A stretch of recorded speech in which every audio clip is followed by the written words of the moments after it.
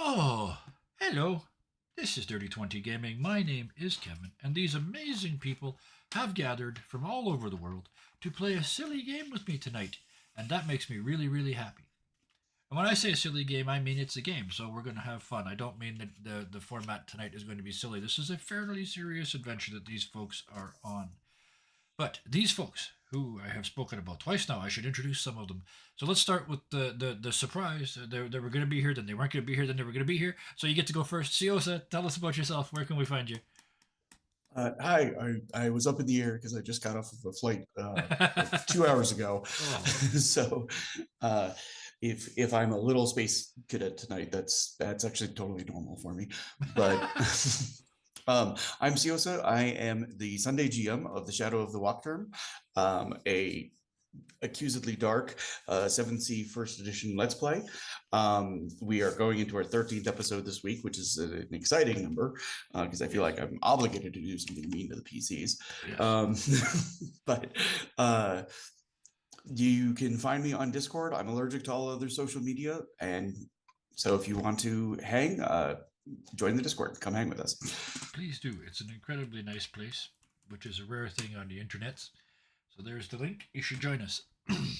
Next, I'm just going to go around the call here. Uh, the mighty, the marvelous, the incredibly patient because you waited 2 years between games. Deku Lily, thank you for joining us. And what do you do when you're not here? Hello.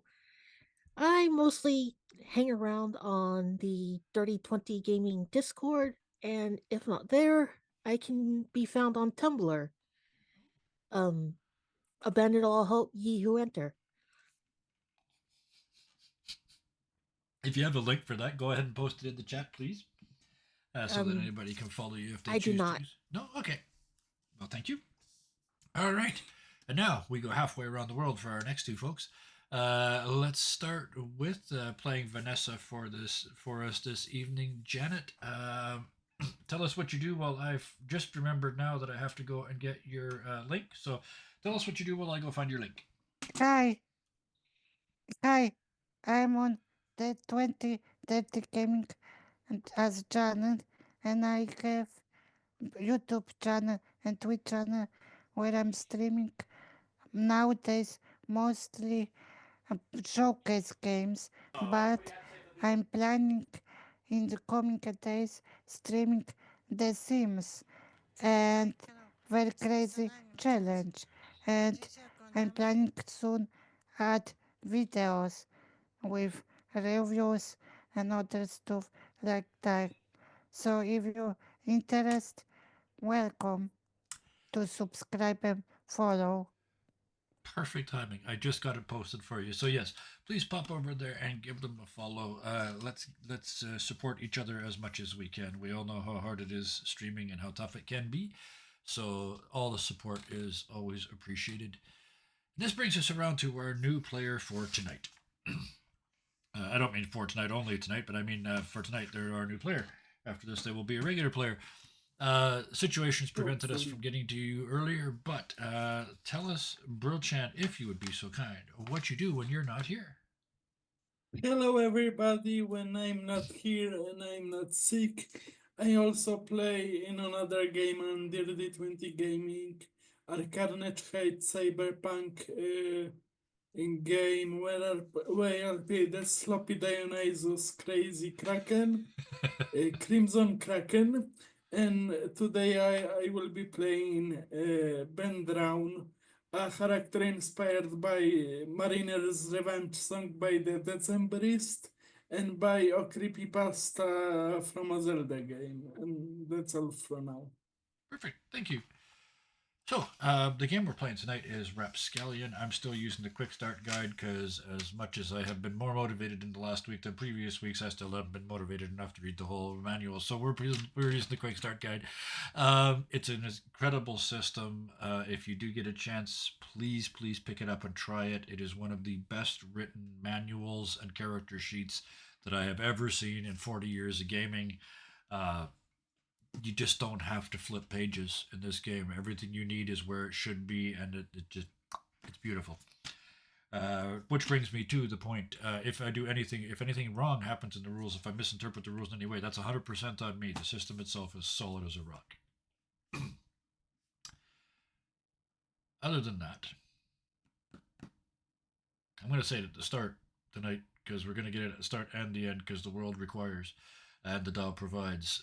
Please, everybody, as you watch this, if your head is drifting off for a moment, at least please let it drift off to places where you're figuring out ways to be nice to each other. Let's share some joy in the world, starting now with something that initially is not going to look very joyful.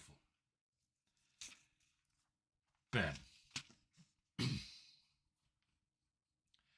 you're on board the flagship of the goddess of wave and storm. The ship is called the Gale, and that's tremendously appropriate right now. Because, first of all, you've been running for days. The people, the nuns, for lack of a better word, of the goddess, have been using all their magic to try and escape. But it hasn't worked. You can feel them drained on the decks above you and in the cabins around you. And now there's this storm. This is not a natural storm. This is waves from all directions at the same time. The ship is creaking and banging and screaming and groaning. It's hard to believe that the goddess is not displeased. You can hear the captain through the floorboards screaming something about this being a test. And at that moment, the ship rolls to one side that just keeps going past 45 degrees, past 60 degrees, and soon it's lying on its beam ends. The sails are in the water. This is the moment where either it's going under or it's coming back. And as you wait for it to make that decision, lying on the wall of the ship, because it used to be it's rotated completely 90 degrees, you wait to see if it'll bring itself back. And you wait.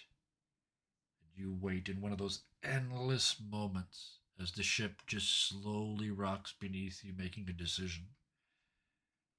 Then the deck under your shoulder explodes underneath you, driving you up across the room into the beams on the other side of the ship. You smash your head into your arms. You can feel bones breaking. And then gravity reasserts itself and you fall again, slamming into the black, cold water that's come through that shattered wall of the ship. You try to stand up, it's waist deep, but you can't stand. You're too bruised, you're too broken to swim. The cold water just numbs you. You just can't fight. Then comes that paradoxical moment where you start to actually feel warm. Start to feel like maybe you should just give up and float away. That's when the floor spasms and slams into you again, and this time the whole wall of the ship gives way. And all that comes in is water, jaws, teeth, a huge eye, and a front set of gills of a devil whale smashing into the side of the ship. That eye is right here. For a moment, you feel the ship's back break as this giant monster turns towards you. You hear the popping and banging, even over that magical storm. The ship is not giving up easily, but it's losing. Huge beams shatter, spikes of wood fly about the place. It's like you've been shot by a cannon, but it isn't that. It's just its twisting and destruction. It's just the will of the goddess. And you can see that head turn towards you. The mouth opens up, and you can see teeth and a long, dark gullet. And then time really stops. It slowed before when the ship, and it's still on its beam ends. It's still deciding whether to come back or not, although it's broken in half now, so it's not coming back. But time literally stops this time. That open mouth, as it opened, the suction was pulling you in, and it just stops. The sea stops moving. The storm is cut it stopped in time with a lightning bolt hanging in the sky. And way down that gullet, you see a tiny bit of movement. It gets closer and closer. You realize it's a very small figure making its way carefully up from the innards of this beast that was about to eat you. The light goes in through the shattered hull, and you can see it now, finally. It's a tiny, bony, scaly, red horned little demon, just like every picture you've ever seen of them. Except this one's wearing a tuxedo jacket, a frilly white shirt, a monocle, and a top hat, and he's got a cane. And he is very carefully, so as not to soil his footwear that he's not wearing, because no pants, no shoes, as he walks towards you up the tongue of this creature. And he leans forward when he gets to the end of the tongue and looks at you like he's not quite sure he's found what he's looking for. And finally, he speaks. Tilts his head to the side, tilts his head to the other side, looks at you and says, "Well then, it appears you've got a choice to make. Or rather," and he reaches into his jacket and pulls out a document, all fancy frills and gold foil and a pen and ink. He says, "Or rather, a deal to make. Your life in exchange for a hitchhiker."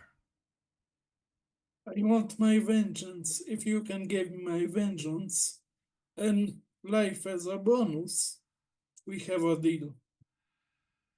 And he grins like he was expecting to have to fight a lot harder. And he just hands the contract to you and the quill. And as he does so, without being really obvious, he just sort of leaves his hand over the page. So unless you take it and move it, you're not going to be able to read it. Now, am I able just to, because I was broken with Yeah. the, am I able to take the quill? Oh, yes. He's Yeah. a sheep urchin. He's not very good educated. Yeah. He was by himself for around 5 or 6 years old. He just doesn't care. Yeah. He doesn't like to really read. He stole one book. He just doesn't care about the consequences. He would just write to sign your name. Benjamin. Okay. And As you finish the last of your thing that you feel like I don't know if this is a phrase that works in Central Europe, a wet willy, the finger yep, in the I ear. know Okay. from the American. All right. So, shows. it feels like a really big one of those because a creature, a being, a living being is physically working its way into your brain. It's like making a little cage in there for itself. And as it does so, you hear the rules that you just signed up for. "You will take me where I wish to go. We are going to a small island where we will discover what my brethren are doing. They have gathered and not told me. There is another as well." Yes, use simple words. I'm just a powder Sim- monkey. I'm Simply a put, simple man. you hear "simply put," and as you can almost feel him settling into your brain like a chair, right? Like a big comfy chair. Oh, Eric. "Simply put, you go where I tell you. Yes, sir, Capitan. Close your eyes. Most people throw up for this part." And as you, No, he would left his eyes open. oh, perfect. Good. The Force me to fuck is explain that it. way? Do not give me a way out of this. You leave your eyes open and he starts to turn reality inside out. Instead of being in front of the mouth of this giant sort of eel demon whale beast, instead of it swallowing you, you swallow it. You move forward, and everything in front of you compresses into a tiny tube and just forces its way into you. The whole universe, even the bits behind you, come wrapping around into this tube. Like traveling at the speed of light apparently does to you as well. I need your first roll. And I want you to straight up stand your ground. Just 2d6, no modifiers. Okay. One moment, I will just have Okay. to find the D10s in roll 20. Uh, D10, okay. It's 2d6, It's isn't it? 2. Oh, Yeah. two, Isn't it? Yeah. 2, 1, Yeah. 2. Yeah. 2d6. So it's 8. 8. Okay. One is 6, the other is 2. You 6, yes? yeah. Yeah. You survived the mental gymnastics required to turn the universe inside out through your own navel, so to speak. He But would just think, interesting. but I you was can drunk tell. like that once. You can tell there's going to be dreams. There's going to be your brain has not processed what happened. It just survived what happened. And you do that sort of as the whole world goes into you. At the end of it, you suck into yourself. You go down the black hole of your own existence and feel yourself cease to be gone. That's where we're going to leave you for a minute. Okay. Thank you. That was very interesting. Meanwhile, at a certain weir on a certain river with a certain number of zombies stuck in the water, other zombies wandering around the sides, and three humans-ish creatures, three bipedal life forms. There, that's probably the safest way to go. People. We're are people. People. I like that. Are exploring the region. There's the weir itself. There's a small building next to it that was a temporary structure. You can tell, and this is an add-on from what you guys knew last week. Someone used to come to this about every sort of, it probably looks like every month to 2 months, and do something here, probably from what you've seen outside, maintenance on the weir. But that hasn't happened for at least the last 6 months. The little place is falling down as well as the weir is starting to break in places. You did find that little table inside and a little pile of sand and some human, proof that there was a human there who was in control of their faculties. And just as a reminder, you got here because you're following the drag marks of 4 people who have been, that you didn't know existed because people aren't supposed to exist on the mainland, that were dragged away by a new form of zombie that none of you have ever actually seen other than their claw prints in the sand. So, from there, what would we like to do? Well, the weir is blocking the river, so if we want to take the Espoir any further, we need to Yes. get rid of that thing. Yes, you do. And because it's in the water, it's wet. So the weir itself obviously is wet. The bit sticking out of the water has absorbed water as well. But Yeah. because you pointed it out, the anchors where it goes up onto the shore, where it's woven again, it's like a big basket, right? But the parts that go up onto the Mhm. shore, those parts are dry. I'm thinking, what if I use my fire burst? Mm-hmm. And Cassandra is That's also can cause fire as well, right? With your book. Yep. Okay. I take one side, you take the other, Vanessa. okay. Okay. And Vanessa Cream. And Anchor. What is you see the Um, two of them sort of standing on each at the bow of the ship, getting ready to burn down the weir. Yeah, he's so we had gone from being at the actual site and then back to our ship, and now we've kind of sailed up to this point. Yeah. Can I have retroactively Yes. grabbed some of the sand from the thing Okay. before? We kind of closed out fast last time, and I wanted Yeah. to Oh yeah. make No sure that problem he at all. stored Yeah. some. So But yeah, beyond that, like, he just kind of okay. is making sure that any crew member that's like maybe standing a little bit too close to Vanessa as fire is about to like come from her, just pulls them out of the way. Okay.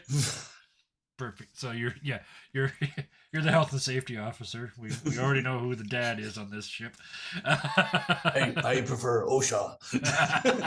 Oh, yeah. All right. So, Vanessa, what does it look like when you bring up your fire? It's just ball of fire, Okay, what color? but yellow and orange. Okay. And I should go with hands like it's done close to me like I'm going to do Kamehameha and then Yeah, do yeah. Perfect. yeah. Now, the reason I asked specifically is because, in a completely different way, doing a very similar thing, strangely, Cassandra, how do you make your flame? Well, she has this little book that she worked on a long time ago, and brain, uh, Yeah, she opens it to a particular page, and because she can do small things as small as lighting a candle or starting a campfire, but for something like a bonfire or to get rid of this, I imagine she has different levels of story, ranging from carrying a little candle in the darkness, trying to shield it from the yeah. biting wind, or maybe a story about huddling inside a hut, trying to fuel a campfire That's slightly to bigger. ward away the darkness. Yeah, I But love it. for the bonfire, it's a tale of desperation and like being stranded trying to make a signal fire. And so reading that particular story aloud, she focuses it on her side Yeah, and she sneezes and that's right, I because need it to make always a makes. roll. Yeah. I need to make a roll to see if it actually works. This is to unleash your mysterious power, right? Yes, I believe that So is plus 2d6 2d6 plus plus. split fire. Yeah, your magic stat. Hold on, my battery is dying. Oh. There we go. So do Vanessa and I roll? Uh, Vanessa is calling on a favor of her demon, so they're gonna stand their ground. You're gonna roll a mysterious power. Okay. So let's do the mysterious power first because we already figured that one out. Oh, sorry. Well, it's all good. So 2d6 plus your Spitfire. Yep. 10 total. 10. Perfect. So that's a 10 plus, which means that there are no nasty side effects. You don't catch on fire. You don't continue to sneeze for 20 minutes. None of that happens. It goes off without a hitch. And you watch, starts as a little bit of smoke and you concentrate and it bursts into a little fire and you concentrate again and it kind of steps up as you tell your story. And then finally you can see the roots and the whatnot that it's woven into on that side starting to burn and the whole thing starting to separate from the bank. Meanwhile, on the other side, Vanessa, I'm going to roll them for you because I'm rolling your dice. But we're doing a stand your ground roll. If you succeed on this, it's going to work with no price to pay. If you fail on this, or Okay, only slightly succeed, your demon will ask you to do something that you'll have to do to sort of pay off okay, this debt. So let's see how you do. That's a 6. Ooh, that's a flat out fail. Hmm. okay, So,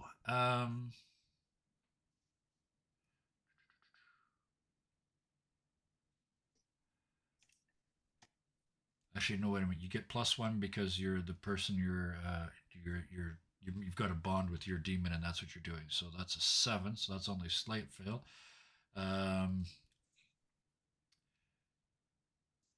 Mark a trouble or give in to the compel. So your choice.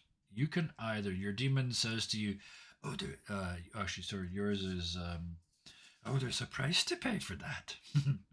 Yes. what price? Let me give you a choice, as I always like to do. You can either, and they kind of grin, move half the speed you normally move for the next day, or you can go exactly where I tell you for the next 24 hours. 22 option Okay, because more interesting. okay, so ordered to go. Okay, and with that, he says, well, fine then. And your fires burst up. Uh, now both sides of the river are burning. The whole weir starts to unfold from the top as the water pushes it over. As it does so, you see some of the zombies sort of tumble over the top and wash down the river out into the ocean. The It doesn't Say take hi long. to Bob. Yeah. The two that are already out there, Bob and Bowie. Yeah. But yeah. But yes, they start to wash away. The whole weir itself, you see, collapses underneath its own weight and its own lack of maintenance and falls into the river. Vanessa, we run to ship because ship will move. Yep. I think we had, in my head, you guys were already back on the ship when you did this. So. But what this means is now the ship, the Espoir, is free to move forward.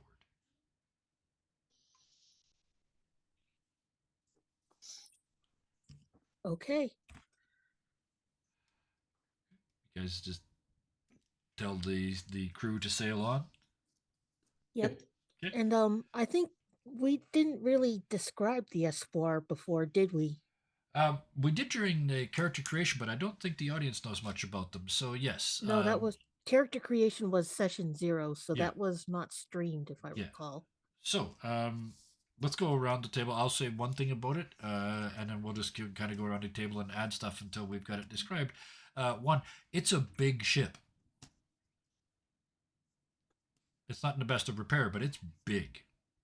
So, Deku, Cassandra, what do you add to that? I got shrine. Sorry, Deku, and then we'll just go around the table. Cassandra would have wanted to add a a window, like a bay window for reading. Okay. So big bay window at the rear, like the old sailing ships. Yeah, I like that. Okay. Siosa?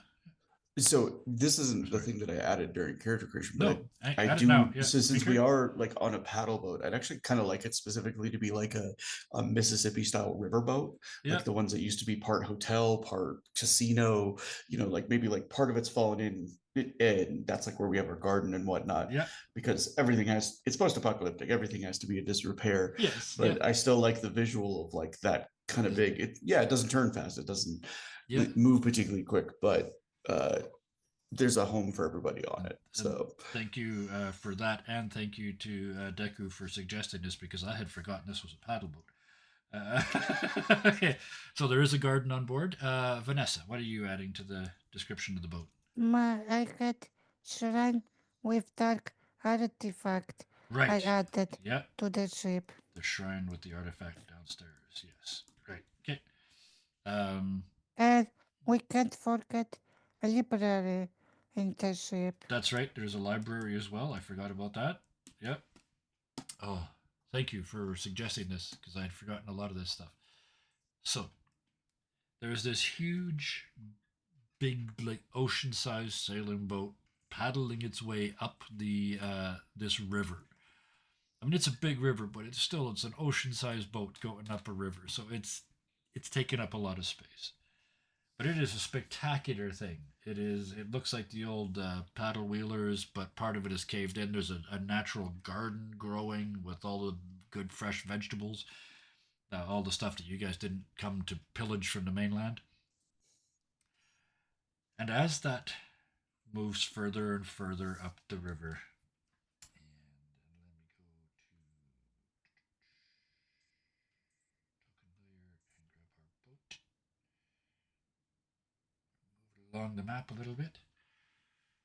As you move, first of all, you guys have got the map. Where it's kind of our background image, but this is something you found in the cabin last week, or the lean-to last week, and there's a couple things on it I should explain. The brown lines, the river lines, those are part of the map. So those are I've drawn them on there, but those and the mountain are part of the original map. But there's blackish ink in the top left-hand corner and the top right-hand corner, and this isn't necessary for those that aren't in Roll20. You don't have to be. Um, but all that black ink that's been drawn in. So somebody has added a series of rivers in the northwest coast and a swamp area in the northeast. They've also, using red ink, crossed out two of the villages in the northern section of the island in a very dramatic fashion.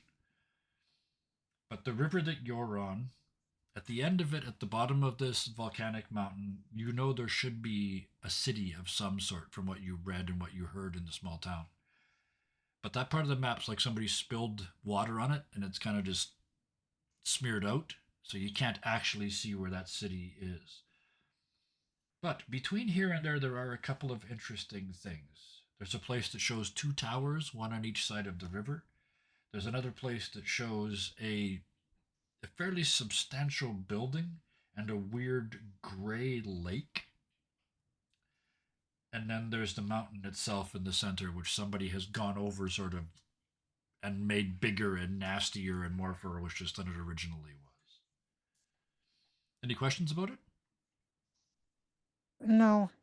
Well, yeah, Only, can we see tower-like structures in our vicinity? As you're, that's yeah, what that's I what was reminded me. thinking. Yeah. I was also about this Yeah. thinking. So the answer to that is yes, but as you're moving up the river, you're expecting to see these two towers, and on the map they're quite obvious. One looks sort of carved like a dark image, and the other one is just this pillar with this beacon on top of it. And that may be what you're expecting to see as you proceed up the river, but that's not what happens when you come around the corner of this river. You can see these two, instead of towers, they're actually cut into the walls of a deep river cut. There's a deep valley that the river runs through the bottom of here, and cut into the almost like entryway on either side of that are these two shapes. The one on the left is very clearly fresher, newer, brighter, and it is all the demon you could ever think of. It looks like every picture of every demon ever carved into the rock face. And on the other side, there's just been this tall pillar carved into the rock, and at the top something that looks like a flame maybe was carved out of the stone at the top of that. And at the bottom of this cliff face that they're carved away from when the river goes into it, there are clear paths in both directions. As you get closer, you see that there's two sets of your dragged people. Two sets turn and go towards the side that has the pillar, so to your starboard or right hand side, and two sets of drag marks keep going straight up the river. Hmm. Vanessa, the little passenger in your head, says to you, "Oh, don't go to the left. No, no, don't go to the left. No, that's where they are." And they clearly means the other demons. But we wanted meet them, so why now afraid? Oh, I don't want to meet them. So, out of character, that was the other one. That's Ben's. Ben's demon wants to meet them. Yours doesn't want anything to do with them. But my told me to follow those shrine and other demons. So Okay, I yeah, wonder why now he is against that's this. fair. That's a mistake on my part. So I'll fix it. Here I go fixing it. He says, "I want to know, but if I go close, they'll smell me. I changed my mind. So if I have to get close, I'll have to hide in your head." And then what? There's a very long pause before they say, "If I make you do anything, they'll know I'm there." But maybe they have artifacts. Yes, yes, there's always that. But the impression that you get is that they're afraid of the other demons that are here. Maybe this demon in your head isn't quite as all powerful as it made you think it was. But either way, you have to listen to them. No, this Where is the they thing: is say they you are will not go. that's a very important point right now. Thank you for bringing it up. But they are not compelling you to go there. They're But not. you made a deal for Yeah. the bedroll Yeah. to go where he says But you For the what go. next if 24 hours, yes. So Yes. yes, but What what he's saying happened? is, if we go that way, I can't tell you what to do. So he doesn't want to go that way. He doesn't want to give up the power that he just got over you for the next 24 hours. But what happened if I went I can't guess where? You would have to make another stand your ground roll, and if you succeeded, then you would be able to go up that path without anything else. If you didn't succeed, you would start taking damage if you try to go that way.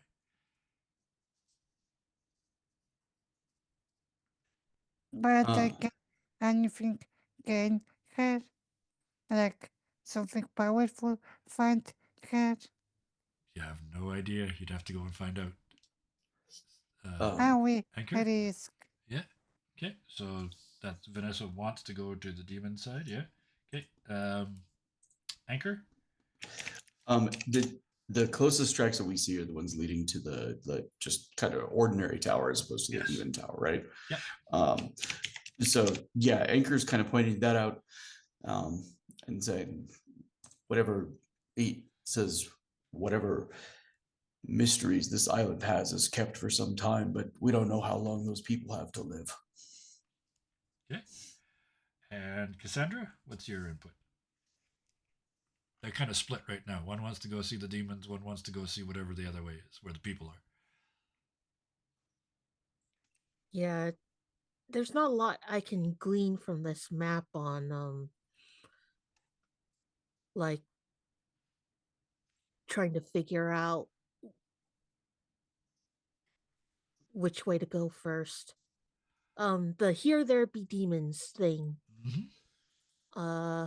Would that be which way would that have would I'm sorry. Nope. Which way would that be on this map? That is exactly in the direction of that demonic carving. Plus, if you would like to Okay. make a size up roll, give me a roll plus vinegar. Hold on, let's see. Thought I had something for this. You may very well have, but my base thought was that we'd give you the size up roll, because one of the things you can ask there is sort of where is the true danger lurking, what strange secrets lie beneath the surface, what's here that's useful to me or my crew, that sort of thing. That's true. Or even how can I Okay. safely do something. Okay. 2d6 plus vinegar. Yep. That's just 7. 7. That is a minor success, which means you get 1. So you can ask me one question.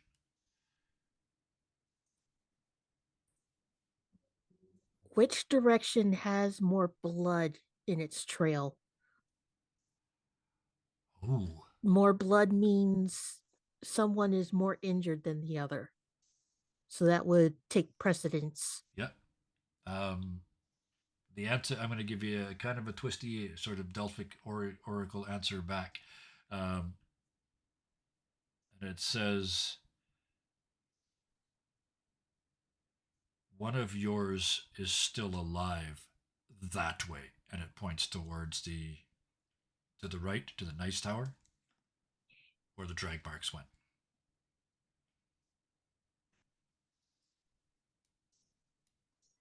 So not straight. Okay.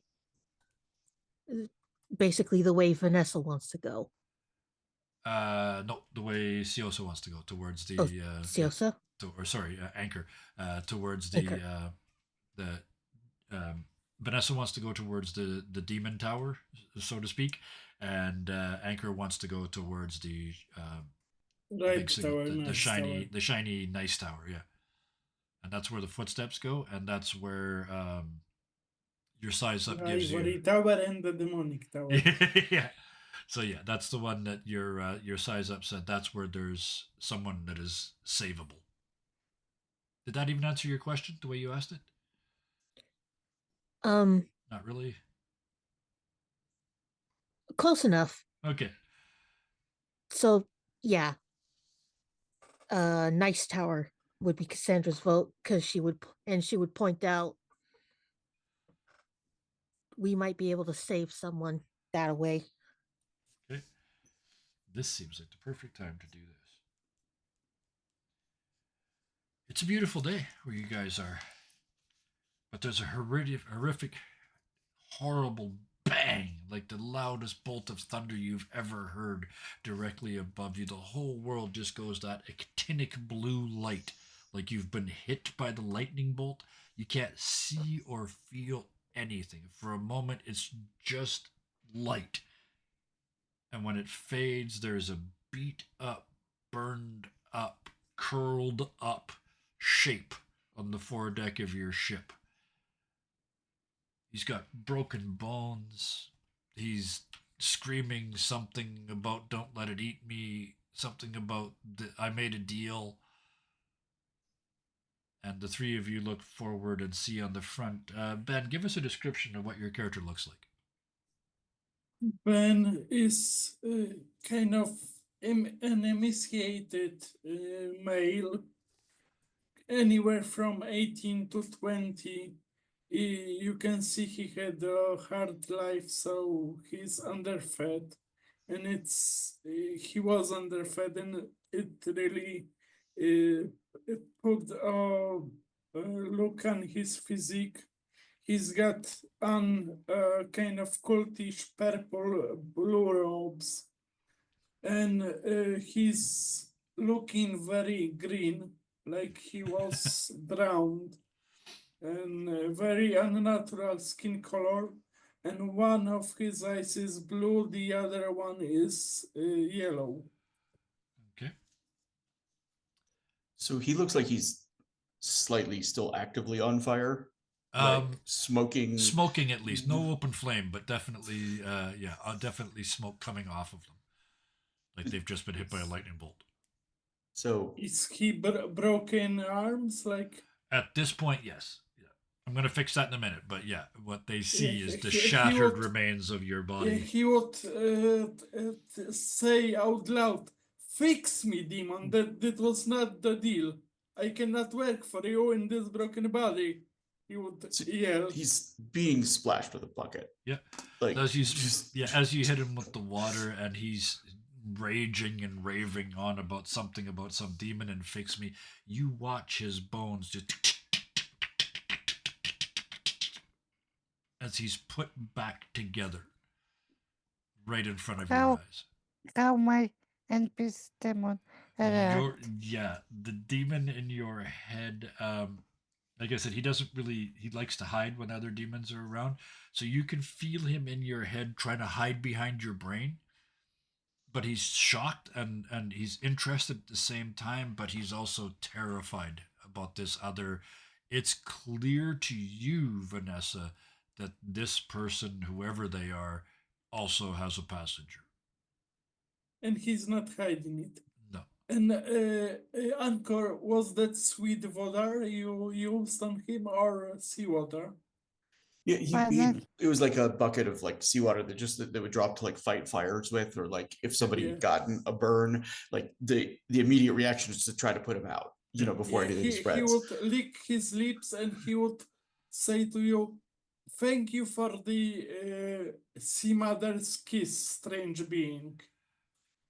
And Vanessa will say, but not can't.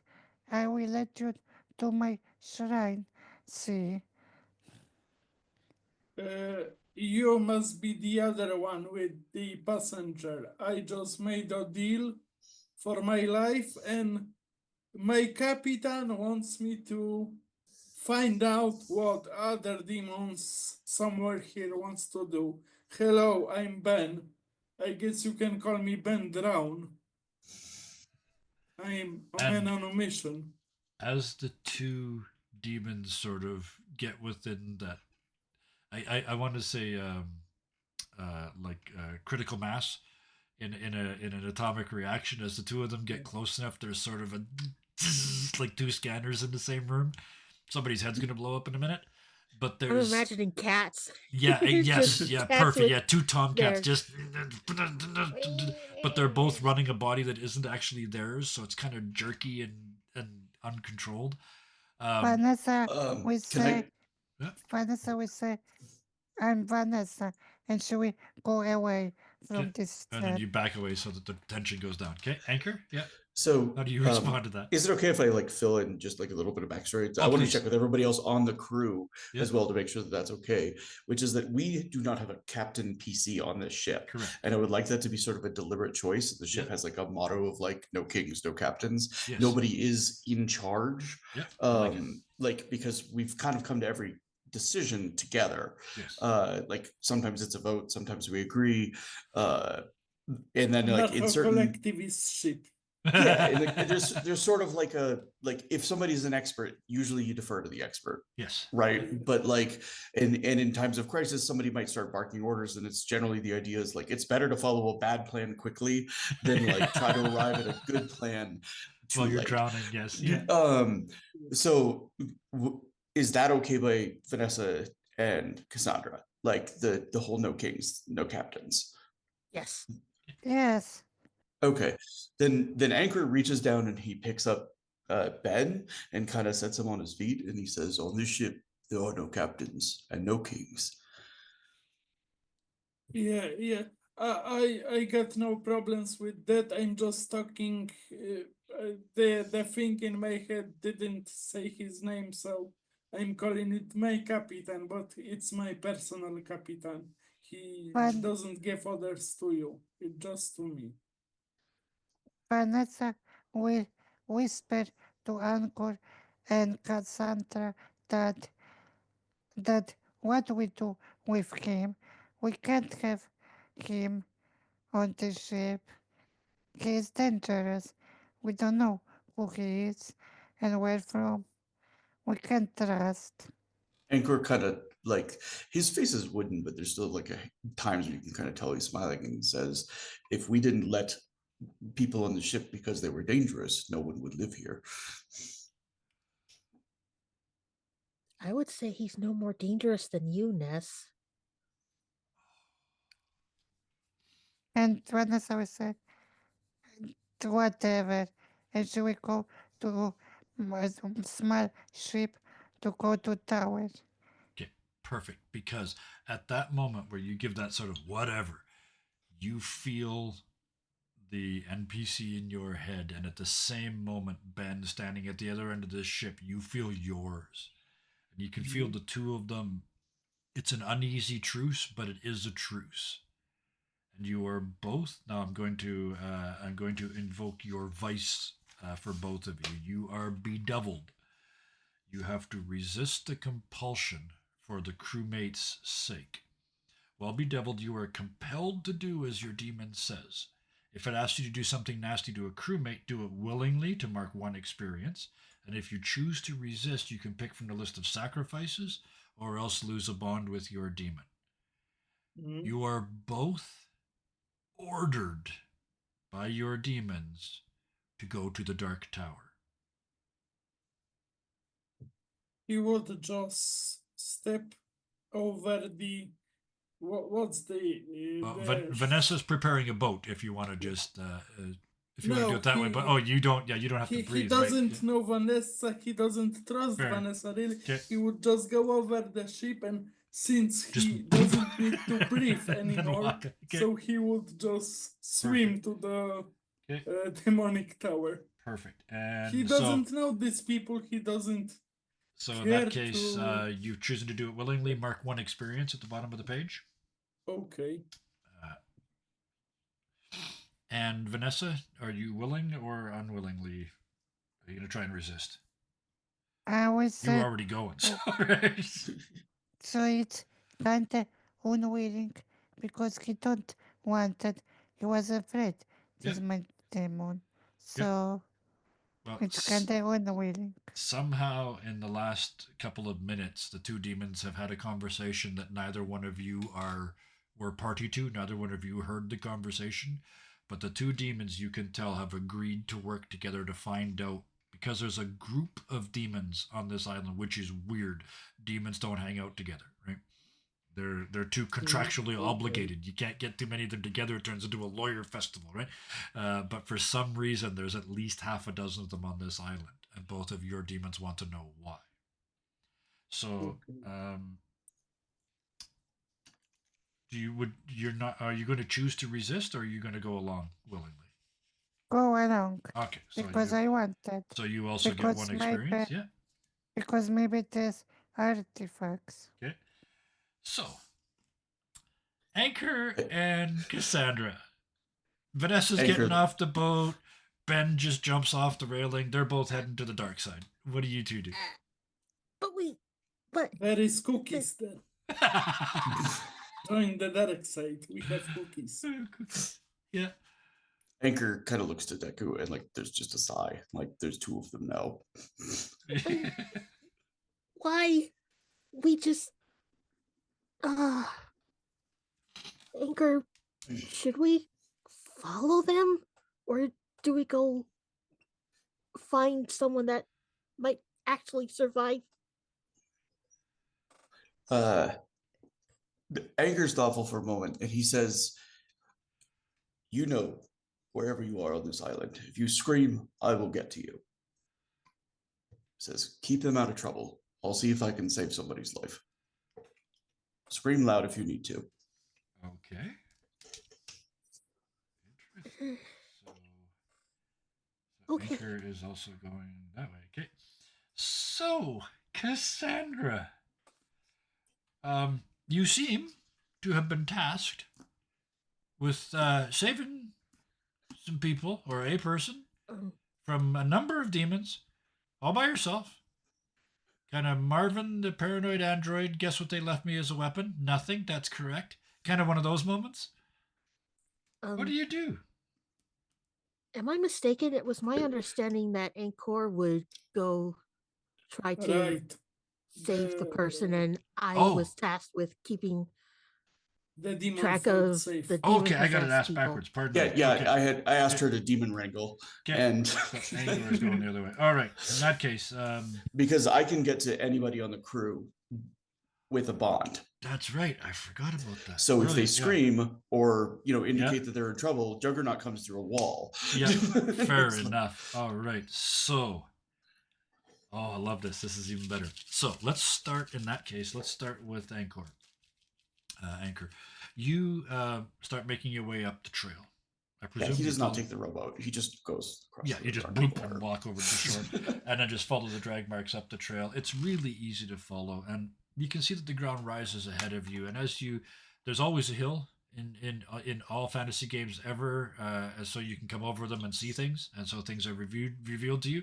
So you come over a small little ridge at the side of the river to see in front of you a fairly low hill, and on top of that hill is I like the word, a palimpsest of churches. There's been one built, and then one built on top of the remains, and then one built next to those remains, and another one built on top of those remains. And it's just this pile of churches.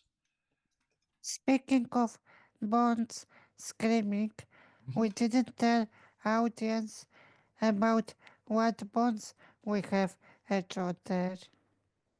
No, that's true. So we can have those come up. We can either have them come up organically, or we can choose to share them now. That all works. But what I am going to do here, while we're here, I can do this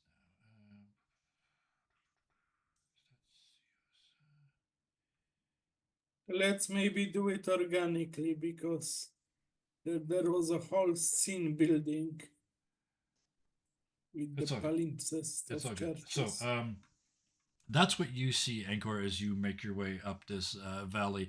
I quickly want to say what the other ones see, and then we're going to pop back and forth, back and forth, back and forth, one room at a time. The other ones, the two, chaos. the two. Oh, I always split the party. Always split the party. Vanessa and Ben, you guys are kind of. It's like two poles of a magnet. Like you can't really get too close to each other, but you're both going the same direction up the same trail. So it's kind of it's a little uncomfortable, I presume. But when you get to your corner and come around the trees and you see what you're seeing, it's just a little hillock with a cave entrance in it. And the smell coming out of the cave is just burnt. Burnt wood, burnt meat, burnt everything, burnt wires, just every burning smell you can imagine, sulfur, all the classics. It's just this pale, wisping, steamy smoke coming out of the entrance. Vanessa will cover her face and she will spit coming into entrance, Okay, not thinking. okay. Ben? Ben would shapeshift into a black seagull, like Okay. a seagull covered in tar, very sickly looking, Okay. and he would fly in. All right.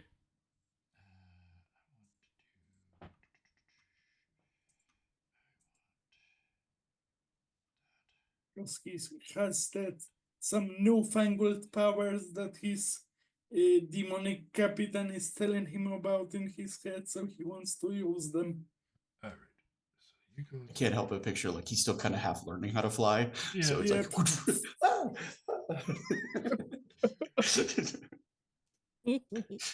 How do I shoot webs? too many flaps per second, like Yeah. trying to hummingbird it when it's just you need to glide. Yeah. No thermals. Just got to make sure that the minis match the. You're on that map, so you guys should each be on your own map now, and the crew and I get to watch you guys bounce back and Okay. forth. Let's get rid of you. Bam. All right. Just because we're on this map, let's start with you guys. Ben and Vanessa, Deku, Cassandra, are you a little bit behind them, watching them, or do you pull right up with them as you get close? I would imagine that she was a little bit behind and she's hoofing it to try and catch up. Yeah. So as you catch up to the two of them, Ben and Vanessa, you're heading in. Yep. I guess so. Okay. So the three of you file through this small cave entrance, and it immediately opens up into a cut room. Yep. And Vanessa, when he's inside, she start to sneaking. Okay. So you sort of make your way Um, through the door. The area you get. Can you guys see the map? You I should be- cannot. Oh, you should be at the bottom center of no. Okay. There is some Right. fog and some bridge. Oh, I think I know what I did. I see black. I might have to refresh. Okay. And I can open map. That's So okay. better Yeah, if we you don't need the describe. yeah. Oh yeah, I was going to describe it anyway. I Okay. just wanted to make sure. So I'm the only one seeing the map. I Okay, we're guess. just going to I'm just going to describe it. The map is more or less for the audience anyway, so they can see it. So, as you guys step in, it opens up into this room. It's about 15 or 20 feet, and then there's a set of stairs that goes up into another part of this room that's slightly higher. And right at the top of those stairs, there's a magically burning fire. And trapped in the fire is what used to be a human. Their head is thrown back, their arms are thrown out, and you can see that they're burned, but they're also, where they're burned, it's turning into scales. So scales sort of popping through the skin. You can see them screaming, but you can't hear them. They're going through a horrible, horrible transformation just sort of 20 feet in front of you. The demons in Ben and Vanessa absolutely recognize this. And they say to you, as Cassandra, you see a small sign in front of them, like a little sign at a museum. You know, those little sort of bent things with the plastic with the words on them. And as you look down to read that, the other two know this, but this is someone who has broken a contract with the demon. And they're paying the price, and they're being used as essentially a warning, like a head on a pike outside a castle. Vanessa will say to herself, lovely, and she will go upstairs. Okay. Yeah, that's why I'm listening to you, boss. No problems from me. Okay. And Cassandra, you follow along? So Oh yeah. let me get this straight. Yeah. Ask me all the It's questions not you want.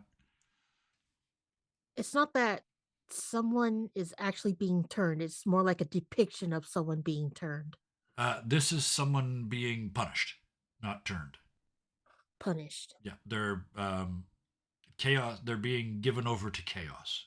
So they're starting to look like a demon. I think I understand what the thing is. Yeah, this isn't somebody being turned into a demon, but they're kind of, just because of the nature of the magic, the punishment is making them look demonic. But this is very good point. This is not somebody turning into the things that you were chasing outside. Okay. Yeah, she would not want to turn her back on it for a little bit, and she Nope. would sort of scoot behind Back Vanessa, around, do and the then back to the wall all the way around it thing. uh-huh, Oh, beautiful. Yeah. Meanwhile, hugging these her book close, yeah. just scoot, Meanwhile, scoot, these two scoot, scamper. demon monsters are just like, yeah, okay, yeah, and heading up into the room. The best Vanessa with lovely. Lovely.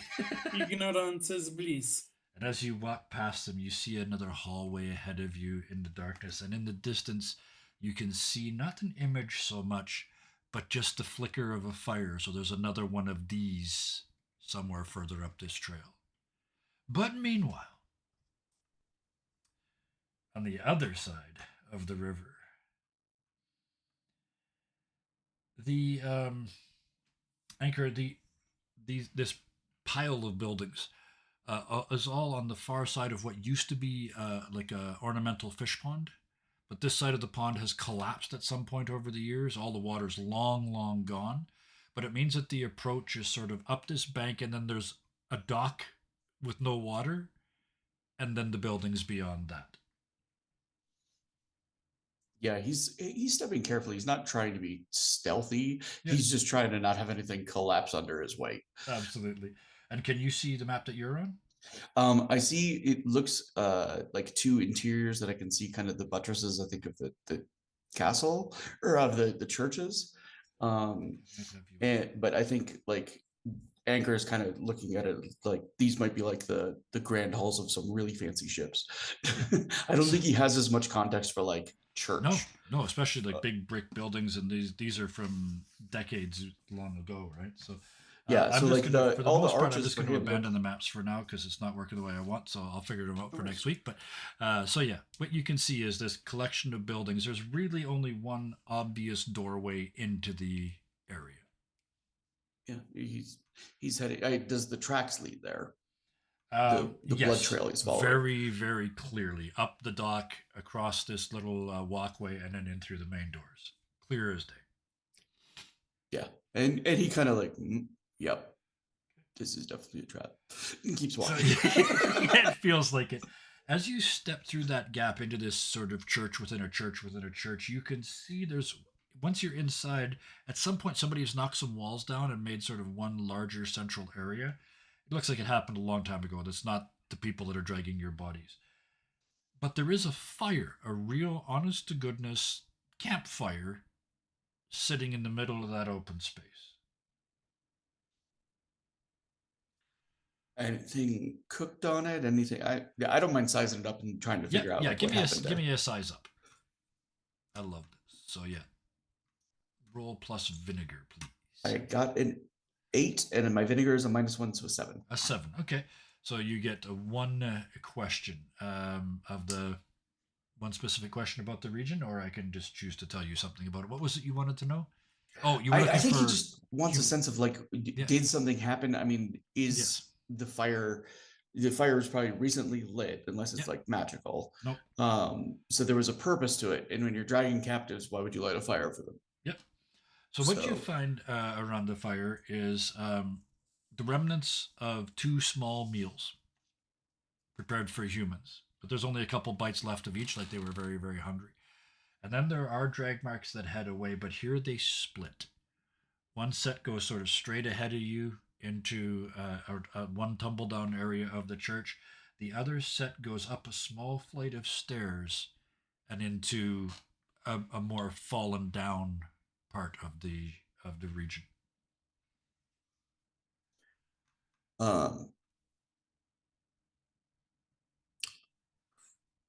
And I'm going to give you a second to think, because you hear, 'cause you're in the dark, you hear, two things at exactly the same time from exactly the same area from directly ahead of you where one of the sets of tracks goes. You hear a sharp intake of human breath, and then the clatter of somebody sort of running towards you. And I'm going to leave Yeah, you there. he's heading for that instinctively. Okay, he's heading right towards that. Perfect. All right. And with that, we will cut back to the others. Vanessa will look around if there's any doors in hallway. There is, in the space going ahead of you, it's far enough that because you're underground now, it's far enough that it's into the darkness, but you can see in the distance that red glow. So there's no doorways between you and it. But I mean on walls. If Oh, on the there's walls? Okay, yeah, I see. There is, but as you start to move into the hallway and look along it, you can see that there are doors built into the walls. But as you get closer, they're purely ornamental. They've been carved into the wall to look like doors, but they don't open, they don't have doorknobs. Yeah. And as you start to look around, you realize this whole place is like that. The pillars holding up the ceiling aren't really structural. The walls that look like they're 1,000 years old aren't. This whole place is a show, a stage. So shape change is free. So could I change yeah. into a cat Yeah, to absolutely. see in the darkness? Yeah, a little ship's cat. Like, yeah. Yeah. Yeah. Like, oh, black little kitten with mangy fur. Yeah. One other is blue, the other The other is yellow. Yeah. is yellow. He would sniff the air Yeah. and think to his demon, boss, where do you want to go now? Any orders? And the voice in your head says, "Straight ahead." Kitty Peter Patter. And you start Straight ahead. catting your way up the Vanessa, hallway. Yeah. Vanessa will think they want show, they could show, and she go straight away, but very confident and Yeah. kinda angry. Yeah. Make it a point. Like, Yeah. don't put on this show for me. Cassandra? One little black kitty cat and one big nasty person heading down the hall into the darkness. You've been tasked with There's keeping an eye on them. no other way to go but to follow them. Yep. Watch their backs. You're As literally best you watching their back. can. Yeah. I love I this sense have- of helplessness. I have one idea. Mhm. What if my voice in head will tell me about Cassandra, and I will go back and tell her what she is doing here, and she is not safe here. So yeah, Cassandra, Vanessa, in a moment of that's borderline almost out of character, right? Cassandra, Vanessa is very much like get the job done. All of a sudden, they turn to you and express concern for your well-being. And hello, Kalina. Hi. And also, she discovered that she is followed by Cassandra. Yep. So how does Cassandra respond to that? We're a team, and we're supposed to stay together. No matter what. And I- Oh, okay, but it's dangerous here. This entire mission is dangerous. You have point, but hold my hand and we're going to keep going. She holds out her hand for you. Do you take it? Yes. That's adorable. Friendship is So magic. now there's a cat and two very strong, confident I women will- heading into the I will- darkness. I will put a leg to cat, slower cat. Yeah. So give the cat a chance to. All right, beautiful. And at that moment, the three of you here in the darkness ahead, we have visitors. Eep. And now we're on that eep. We're gonna cut back to Angkor. You are moving towards the sound of the person. Yeah. Yeah. As you do so, do you realize how big this space actually is? Like, it's hard to tell with because it was in a building, but it's a building and a building and a building, and you're forcing your way through the rubble and the ruins. And just ahead of you, there's a small door of what looks like it used to be probably at some point maybe a mausoleum. It's one of those little squat structures with a sort of metal and wooden door or metal and stone door, and you can hear somebody trying to push it from the other side, and they're just not strong enough. Yeah, he's probably just pulling the door off of the hinges, Yeah, and like there's out of the there's no need frame. for that. You just grab it and as you do, you Like he almost might have been able to unstuck it, but oh like it's just nope, yeah, this isn't a door anymore. someone need help. Yeah, so you grab it with one hand and just literally pull it off the hinges. It's been here for ages. It's rotten stone, and you very nearly pull out the human that was trying to get out from the other side that was pushing on it, and she slams against your body, and her hands hit you, and she doesn't look up, but she just sees sort of this much of you, and you're not human. You're very, very not human. So she kind of screams and starts to turn around like she's going to run back the way she came from.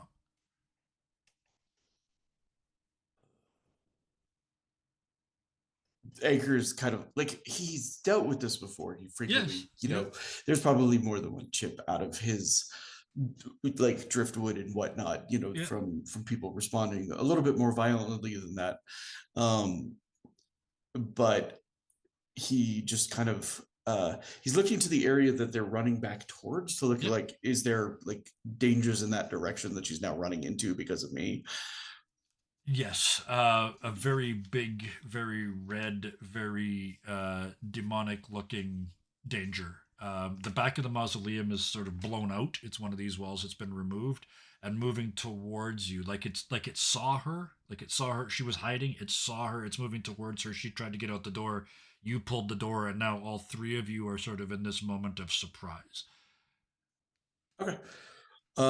He sees the demon and just kind of, he is the one that gets between Yep. danger and Mhm. people, and so like he's not really concerned about whether he's scaring her or not right now. He's fine with intimidating a little because he's like, get behind me, Yep. and the anchor comes out and the tip of it just like scrapes across stone as Yep. he And you hear piff, piff, piff, piff, piff, piff, piff, piff, piff, piff, piff, as somebody runs off into the darkness behind or into the sunlight behind you because there's no roofs on this. This place is lit. This demon zombie, because that's what it is. You can see elements of both. You can see elements of what was a bolter, not the shuffler, but the fast ones. There's elements of that in the way that this thing is built, but there's also these scales and claws and horns that are clearly demonic in nature. It's about 7.5, 8 feet tall. so we're like of a height. Yes, yeah. Normally it would be. You can see it sort of doing the psychological grr thing, trying to puff up and scare you, and you're every bit as big as it is. But yes, it is um now facing you across this shattered wasteland. I have like a weird little size up in the midst of this. Yep. We had learned in the last episode that zombies are magnetic, Yes. and I seem to be surrounded by the remains of stone and objects and Yep. things that might be attracted to something magnetic. And Okay. he's just sort of trying to look to see if anything's like bending towards it, if there's any like ancient coins that are like sliding towards it. It's just, it, I I think think it's just. I think I see where you're going with this.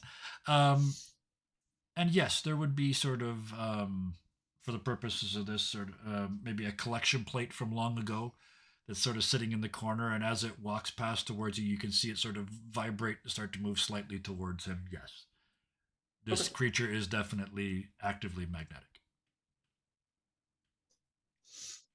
Filing that away. That wasn't immediately leading to a plan. It was just Oh, the okay. first time I had to confirm that Yeah. since I it just has had been the mentioned. image of giant metal anchor, magnetic target. Oh, that's coming later for sure. Yeah. But so as you prepare for that, the two behemoths in this wreckage of churches standing there facing each other, and behind you, you hear the screaming of this person who you've sent to safety behind you.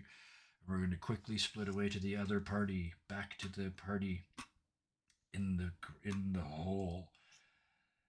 The demon place. Yes. Since it's black, dark, Vanessa could have in other hand a little fire to light up. Just so you can see where you're going. Absolutely. Yep. As you do so, you hear that voice from in front of you again. You hear the "we have visitors," and you hear another. Maybe it's the same voice. Maybe it's another voice. It's hard to tell. They all sound very, very similar. But you hear it say, "So I wonder why they're here." We just quest visiting. That's all we have in airport. So we thought, why not visit? And Vanessa is telling this nonchalance. Yeah. So I want you to give me a You're hoodwinking. You're lying to them. So yeah, give me. We're gonna do a roll plus polish for you. So let me do that. You need to check my sheet. 5 plus polish is 1, so it's a 6. So on the bright side, you're going to be going up a level because you've just failed again, but that's okay because it works. You try and be very calm and nonchalant about it. Ben, the demon in your head is screaming. It's a trap! It's a trap! It's a trap! It's a trap! It's a trap!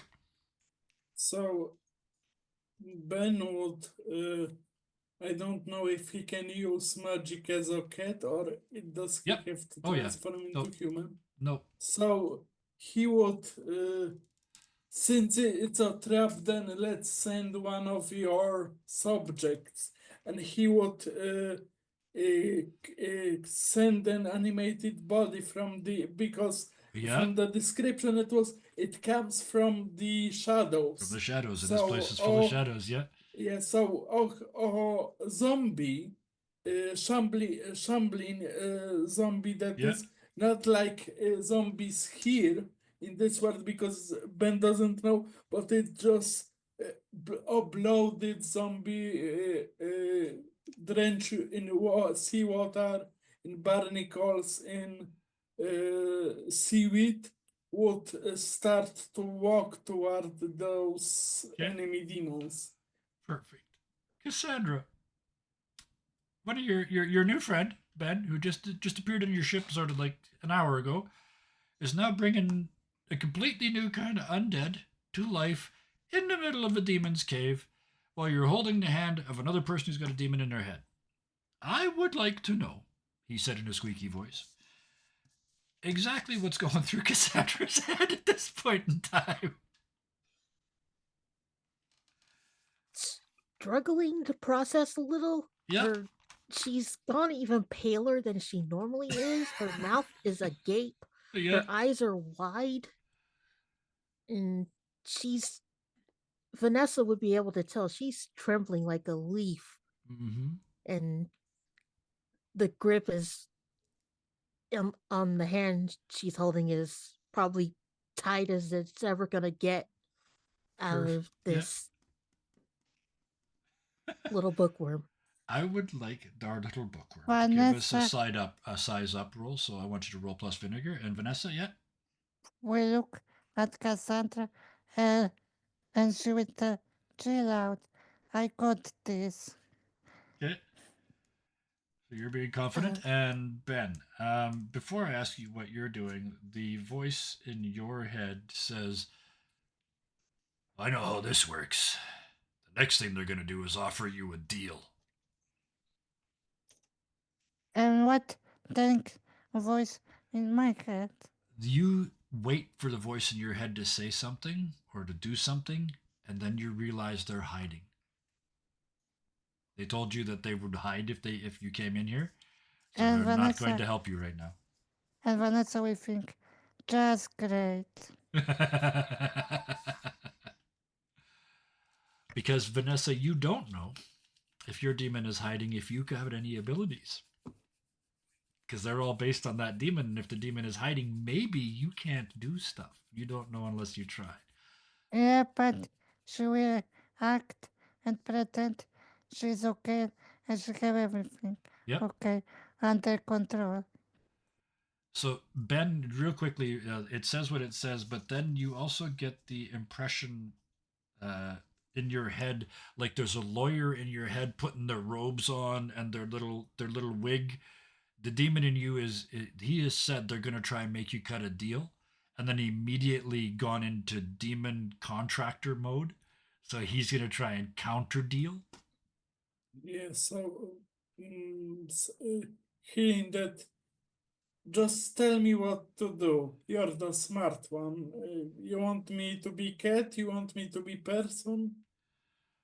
He says, oh, why don't you look like them? Okay, And he tries to do it. full demon. Yeah, you have to be smaller because you're not allowed to be anything bigger than yourself. But you suddenly, I mean, you saw a little tiny one, right? The one that talked to you is Yeah. only this big. But So he would turn into a blue version of his demon master, but in rags. okay, in Like rags and- Vanessa, servant Vanessa will look at Ben and think, why I can't do this the same. you guys all have different. You took shapeshift as well, didn't you? I Yeah. don't remember. Yeah, it's on your sheet. You also have the ability to shapeshift. I sent you the cheat sheet. It's the same as it was last week. So Cassandra's just going to be surrounded by cats forever. yeah, Yes, big old demon cats, yeah, big old demon Great. cats everywhere. one of which can summon zombies. hmm Arthur. So, and yes, out of the darkness, you hear the phrase, "We need By to the way, talk." that roll you had me do, I Yes. failed it on a 6. Oh, okay, on the size So up. Okay, I did mark an experience Mm. on my sheet. thank you. And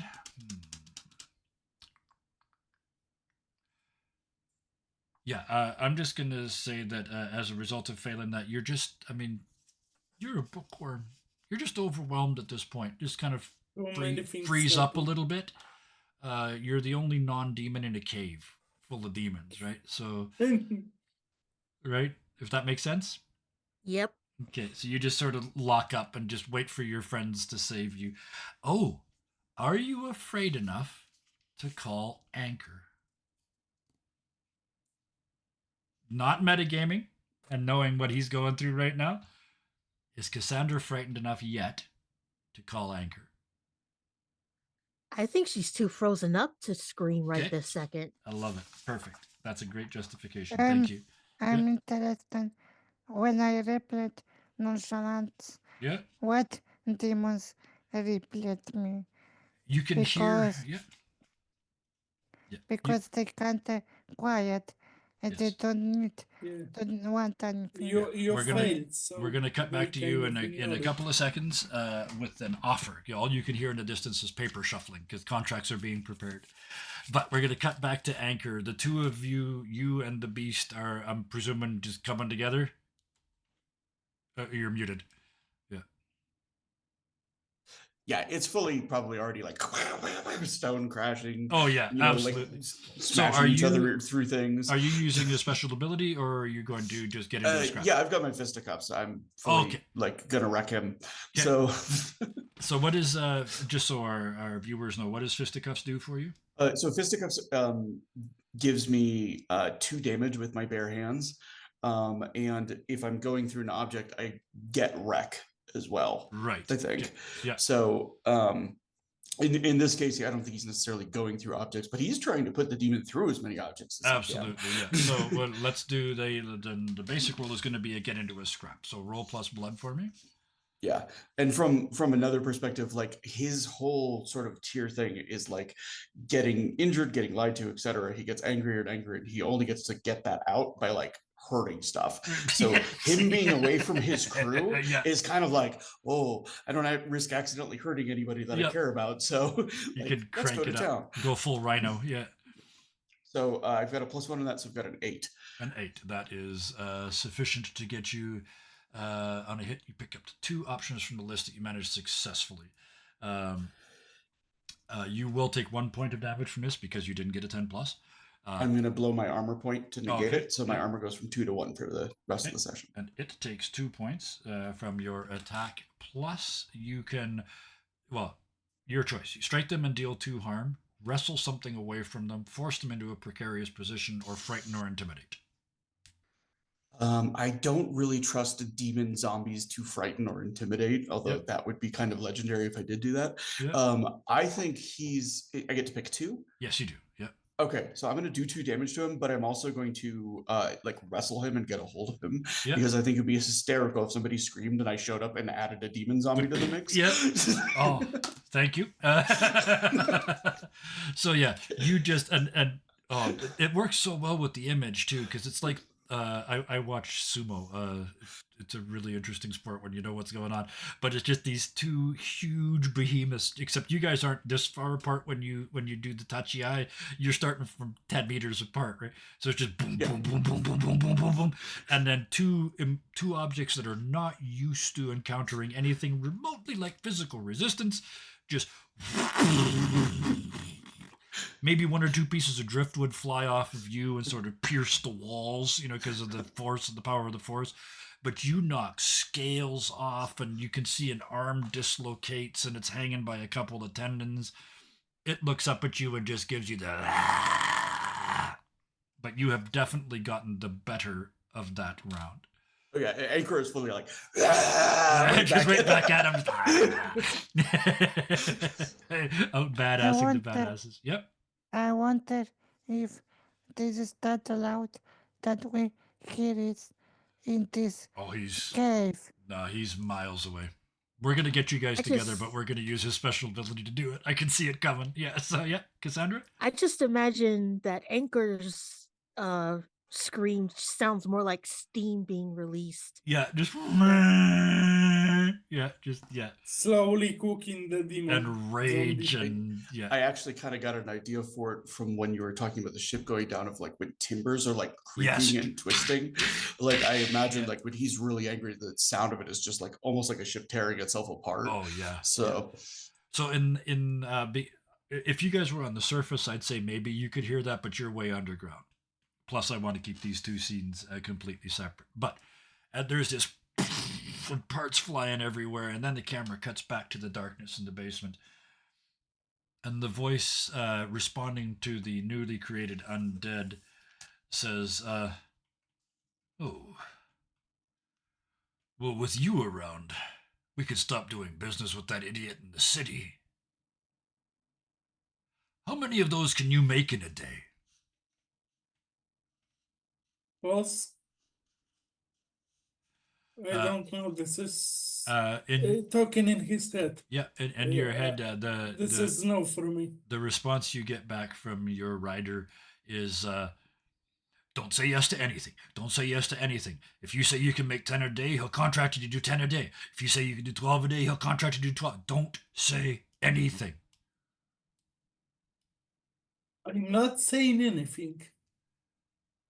And finally, this demon steps out of the darkness at the end of the hallway. And this is a full-blown demon. This isn't the demon zombies that you guys were following, the slightly bigger than human tracks of. This thing's 12 feet tall. It's got the huge horns. It's, Baphomet art, right? It's, it's all the images you've ever seen. And it steps out of the darkness and looks down particularly at you, Ben, and says, you have a rider. Does shrug his arms. A new one.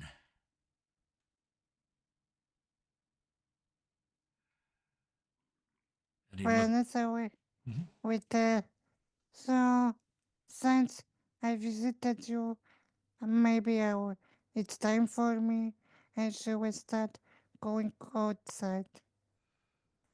And you just turn to leave? Okay.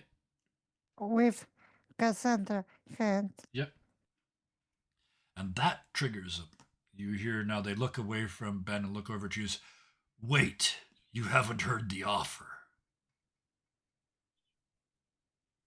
I don't need anything. So I'm going. And she will start going to exit. He starts talking louder, so as you leave, you can still hear him, and he's kind of ignoring Ben. But Ben, you're close enough to obviously you can hear this, Hmm? and you hear, "We'll get rid of all the dead. We'll get rid of all the undead. We'll take them from you. We'll control them, and we'll keep them on our part of the island. In return, we need you to kill the one who's making them." But zombies aren't making, they just are. Everybody knows this. And he looks at Ben, and he looks at the zombie that you just created, and looks back at you, Vanessa, because I'm assuming you sort of stopped to turn around to say this to him. He says, Yes, "Not I'm everything you've heard standing. is true." I'm standing in place. I Yep. can make those, so somebody else can also make those. Theirs are not the same as yours, but for our purposes they work. But you are demons. You probably have something hidden in contract, like eternity, duty, or something. And he turns to you and grins and says, "You're welcome to read the contract." And then they stop. They look closer at you. They look back at Ben again. And for this whole time, Cassandra, they have not made anything remotely like eye contact with you or even sort of accepted that you're here. But as he's looking at the other two, he says, "Ah, brethren. Well," and he rips a contract in half and then snaps his fingers and a new one appears in his hands. He says, "We don't rob brethren." And it's very simple block of text. And it just says, "In exchange for destroying the person who is making these zombies, we will take all the zombies on the island and to a small area where we will control them."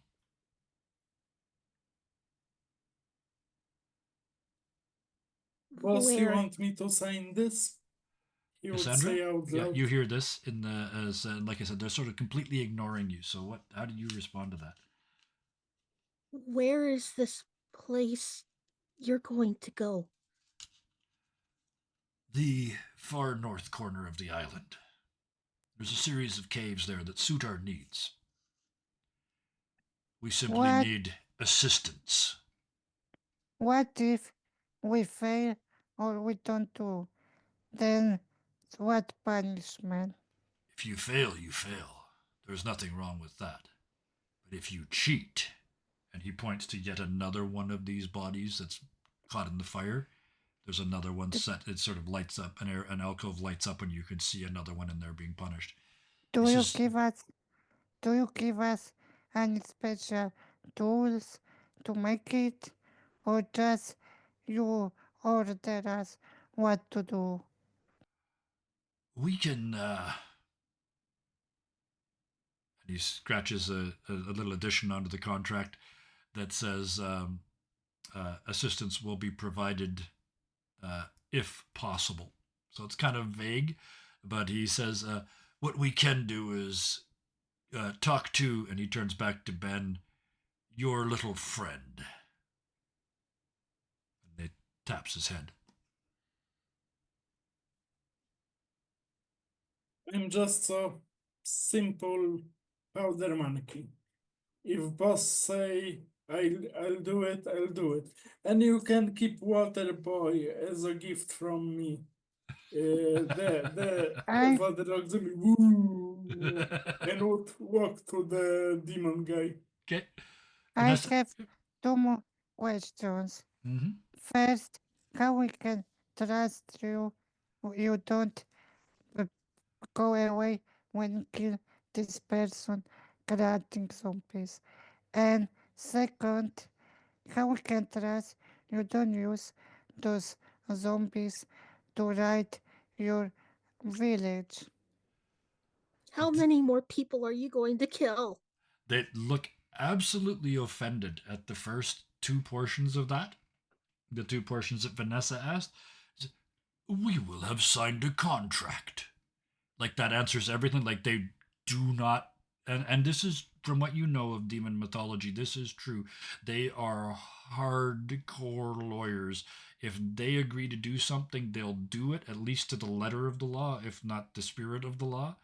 So if they've given you their word, they will follow through. Their response, though, to Cassandra is different. The head comes around so slow, it's like it creaks. It's just a,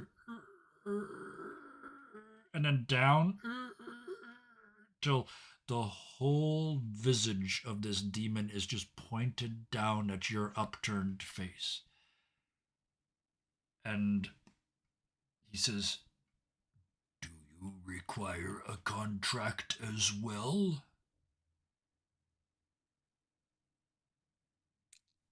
Shaking the head. No. Then There's supposed to be more people here.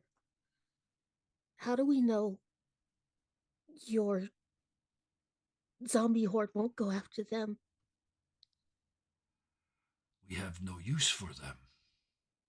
The dead listen when we tell them what to do. The living, and he looks around at the three of you like it's a disease, don't listen, and therefore are of no use to us. What if you change contract during process? Like we agree, signed, and then you change to something mean and nasty. Like all contracts, it requires both sides to sign any changes. If you sign nothing, it stays exactly as it is. We think about it, and now I'm going. Bye. And you turn to walk away, and he Yeah. looks at Ben and says, And I also drag Cassandra with "Cassandra, me. with you yet? Cassandra, do you fight or do you go? Leaving, You're leaving, just leaving, gone. leaving. You're almost like leading each other out. You're in such a hurry." Ben, And Ben is like, boss in head, what do you want? the boss in your head is quite quiet, and all you hear is, "You've already said way too much."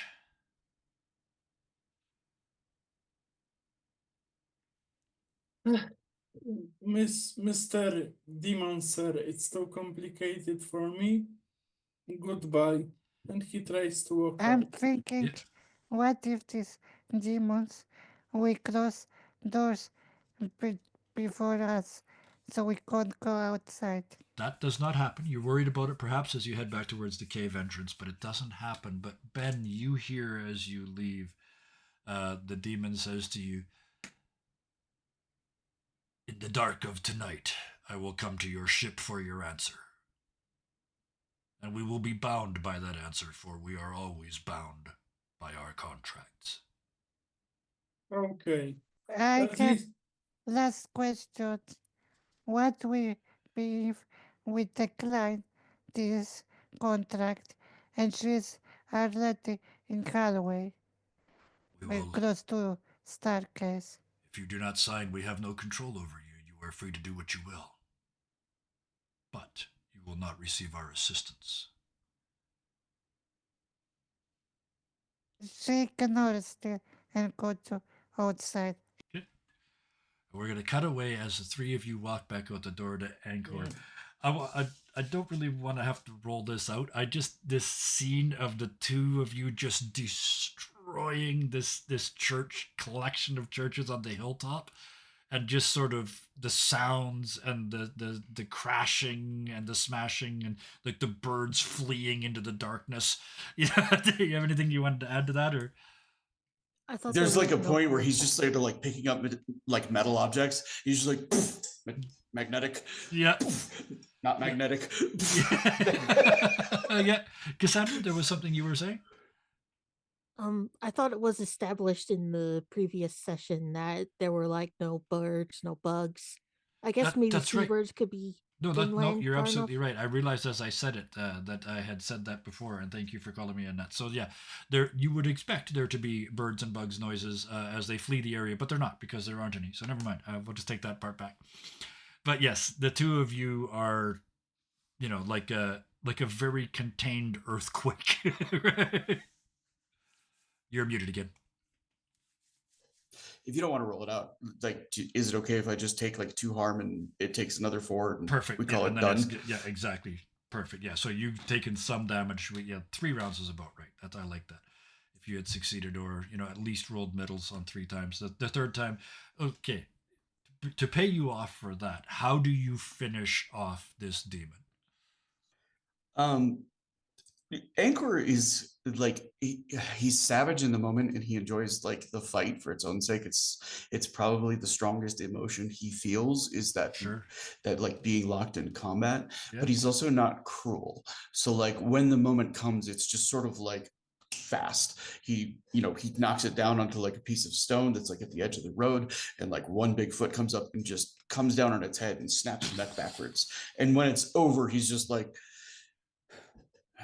thanks. Just that one big deep breath and all the rage is gone. Is that sort of the sensation? He Yeah. just like to the body, like, thank you. And then he immediately looks around for the fleeing woman, Yep. like who's And was the reason he came, but kind of lost track of in the middle of everything. as you turn around and look back the way that you saw the feet running, you can see her doing a very strange thing that humans do. I've seen them do it. She's hiding behind the fire. Like she's on the other side of the fire, crouched down, looking at you through the fire, clearly visible, but hiding behind the fire.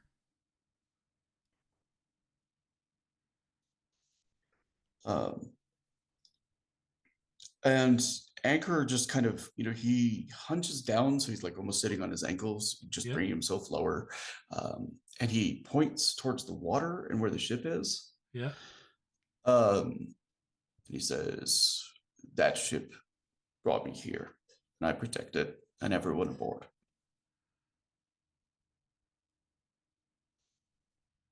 You seem like you could use a ride somewhere.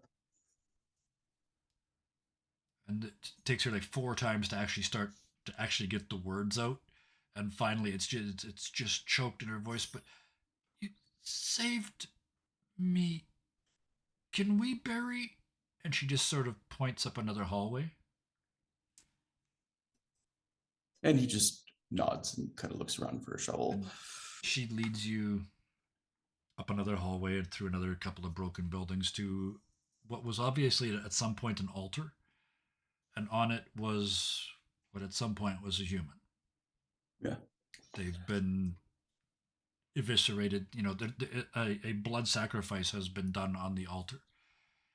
And she says, I watched, and when it was over, they just left. Only the one stayed, and she points to the body that you wrecked. So the story that you get out of her in chunks and bits is that the 2 of them were dragged there. He was put on the altar. A sacrifice was performed. Whatever the sacrifice was supposed to bring about didn't happen. And 2 of the 3 demon zombies just wandered off, and the other one stayed.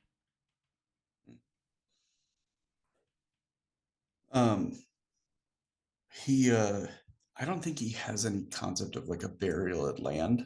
Yeah, no, because yeah. it's so like he's like listening, and he kind of whatever sheet, whatever cloth, whatever sailcloth he can find, or Yep. he's gonna yeah. wrap the body and lift. Yeah. And then he'll kind of like pause and he'll say, like, we commend our dead to the water. And we bury them with song and memory. And she's clearly taken aback by that. She says, we put ours in the ground.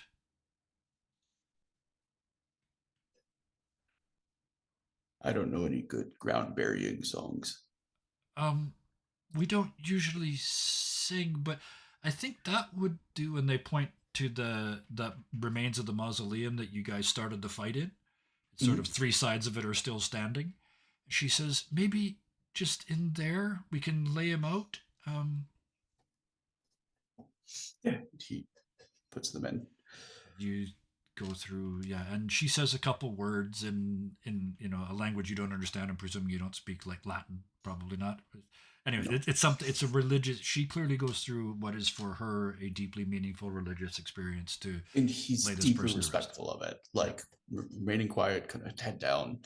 Like he doesn't know if he's mortal or not. Right. Like he doesn't know if he can die or if he can just get so fucked up he can't do anything, but will continue Yep. to persist. Right. Like that's probably one of the few things he fears. Sure. The unknown. but like, Oof. Yeah. but like the idea that the part of the reason that he loves the crew so much is because like they stop being after a while, and Yes. then the only thing he has left of them is what he remembers of them, and he wants to keep them alive for as long as he can. Yes. And so like this is the end of one of them. He never got to know them, and he's a little sad about that, but he has a new crew member and he's happy about that. So two now, actually. So after the ceremony, you then escort her back to the ship. Yeah, and he's keeping an eye for the others coming from the other direction. Perfect. Yeah, because as you come over that little crest, they sort of come around the corner. The three of them, as they were when they left, except that they're all sort of now together. They were spread out before. Cassandra was following the two, and even the two of them weren't that close. And now you see Vanessa and Cassandra holding hands, and Ben just a couple steps behind them as they come around the corner back to the ship. Ben Wood just looked in the air and enjoyed the sun on his face. And he would just think like, okay, so they don't like me to call you Capitan, so you be boss now. I'm gonna call you boss. So you got your answer. You know that they want, I don't know, more undead things. And I'm stupid. Don't expect me to do smart demonic things. Just think about it and tell me if I should say yes or no. I don't care either way. And instead of a response, there's a deep thoughtfulness happening in your head that's not you. Like it's somebody in your head thinking very, very deeply about things. And instead then of that sort kind of of feels contractual annoyed response, that- you get that's what you're getting, this thoughtful process. What my voice telling? As you get further away from the cave, your voice kind of comes back, Vanessa. And it's just you can feel the worry. It's almost afraid of these much more powerful demons that you just met in the cave, but also at the same time there's a conniving, tricky little bugger sitting in your brain trying to figure out how to screw them over in this contract.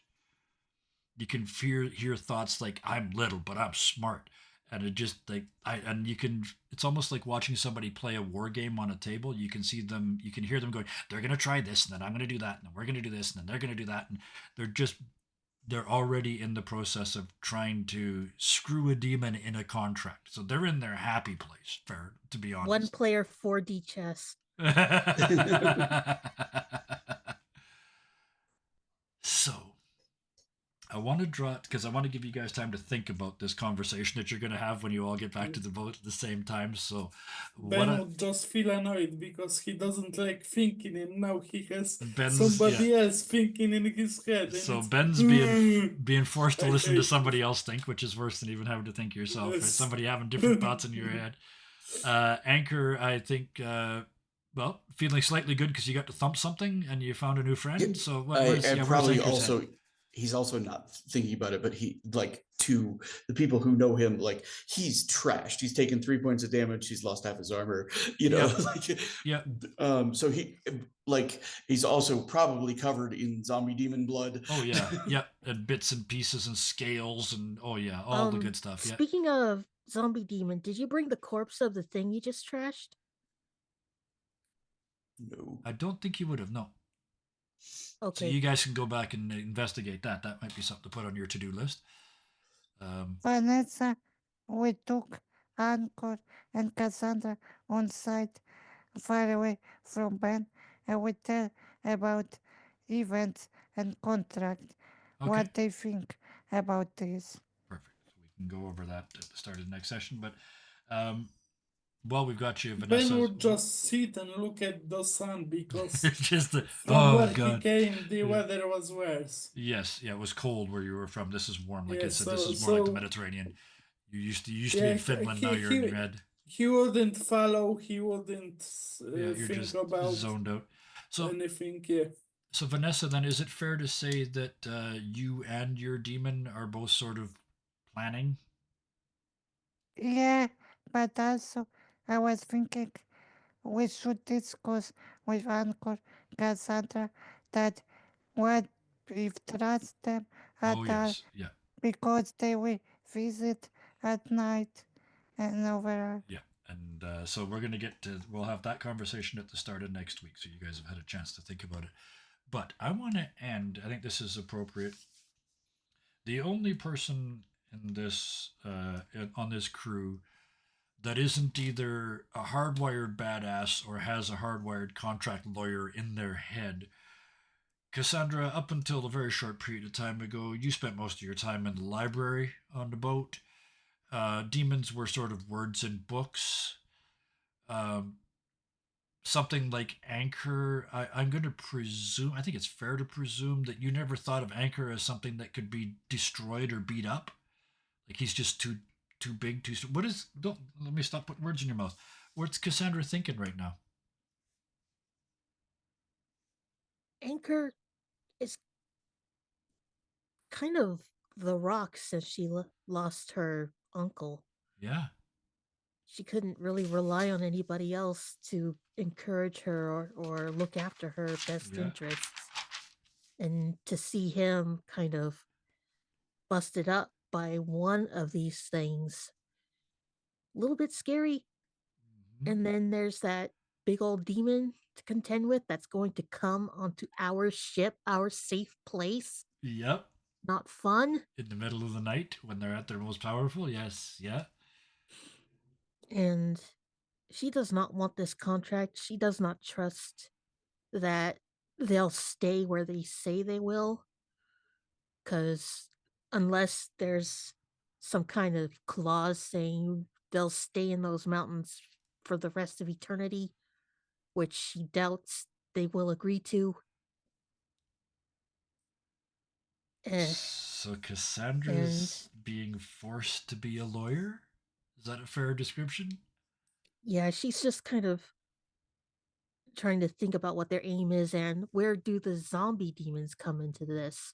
So I Thank you imagine for that. Angkor Yes. will talk about that, and the new addition to the crew will need to be Yes. talked to, Thank you for mentioning what you mentioned and because this is at the heart of it a mystery.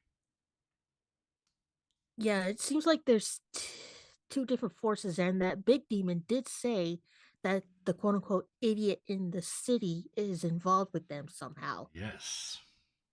He's the one that they want killed. He's somehow doing this. And the other thing that you guys learned today is someone is making zombies. You had suggestions before at the seaside town, but now you've been told by a demon, and they don't lie because they're contractually obligated, that someone is making these. I don't know Yeah, if it's kind of clicked anybody, but we're going to leave on this note. I'm going to give this thought to Cassandra. That means there's still enough humans left to be acting as a pool for someone to turn them into zombies. notes. So there's a group of unknown size that needs to be rescued. And I just watched Anchor leaking out through Siosa's eyes. Went, rescued? I watched the eyes get More bigger. family. I have a mission. So, with that, with a disillusioned Ben, who is probably, I suspect, questioning the deal he's made, a No, terrified. he's like a golden retriever. I kind of feel guilty He's just wagging his that tail and I waiting to made see what such a happens. reactive character. So I He's just have wagging to. his tail and waiting for somebody to throw the ball. Okay.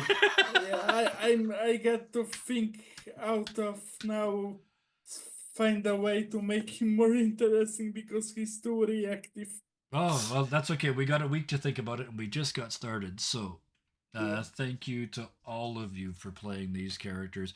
When I said that it was going to be pirates versus zombies and solving a mystery, I'm hoping this not was not what you were thinking, because that was intentional misdirection. That's exactly what you're doing, but it's intentional misdirection. So, thank It's you. very cool. I like it. Thank you all for joining me for this. Like all mysteries, I'm hoping at this point that everybody's got a theory, and I'm hoping at this point that they're all wrong. So we'll see how we Yeah. go from here. But thank you to the players specifically. I'm going to start with the two that are the furthest away. To Brill Chen and Janet, thank you so much. I will never forget that you stay up until tomorrow to come and play this game with us. And It's 3 I, in the night right now. it makes me feel in such a deep way that I feel like I have to bring my best game when you guys do this. Because if you're going to stay up till 4 in the morning, I can't waste your damn time. You're So doing great. You're so a great thank you job, for bringing Kevin. that energy with you and bringing that energy out of me. So thank you both, Brill and Janet. Thank you so much to Siosa. I see Forever GM sitting in the chair because you're making notes on the side and you're planning and you got ideas and all of that stuff going on. So I'm very, very happy to give you a chance to just be a player. And Thank you. and finally, I want to rescue Cassandra already. I just want to put a bubble around them, and I'm not going to do that because you got a bubble. His name's Anchor. But I just want to save Cassandra, and I like the idea of when we write the novel of this story, it might just be sort of from Cassandra's point of view. The one person who, while there is a chance that you could disappear into a book and be gone at any given point, you are not as blatantly over the top magical as the three partners that you're out here with. So It's kind of like 3 Sherlock Holmeses, and I'm the Watson. I love it. And And one of it's them, my one of them, job one of to. them, Ben is trying desperately to just be the cat by the hearth, by the fire. He doesn't want to have anything to do with this. But yes, but I love that I image. see Yes. Cassandra from her point of view. Those 3 crazy people did that and that. Yeah. And If I any, had to save them. well, here's an alternative to that view.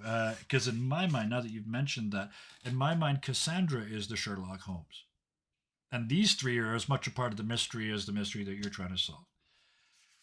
But For me, it's kind of like we are like Harry Potter and Hermione, and Cassandra's like Ron Weasley. yes, you guys you're not a team yet, but you're gonna be. This is going to bring you together in ways that you never imagined. So, with that, and one big round of thanks to the people that watched us. Thank you very much for GMing. You You're did very a welcome. great job.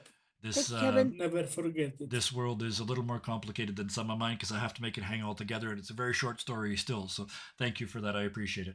But thank you to everybody that popped into chat. And if you watched us on the VOD, thank you. If you watched it over on YouTube and you got all the way to here, please hit the buttons at the bottom, the bells and the thumbs and all that good stuff. And please, please, please leave a message. Leave a response. Type something in there. Tell us how we did. Tell us what you think's going to happen next, and I'll probably steal it. So there you go. Like all good GMs, I'll take the lazy way out and steal a good idea when I hear one. One of my favorite things to say in the whole world of gaming is, I like your idea better. Let's do that. That's why I like this system. I've rewritten the plot to this thing 3 times already, and we're only 2 episodes in, so I love it. So thank you for all the creativity. Thank you for the people watching. And until next time, please, please, please be nice to each other. Bye. Good night. Good night. Good night.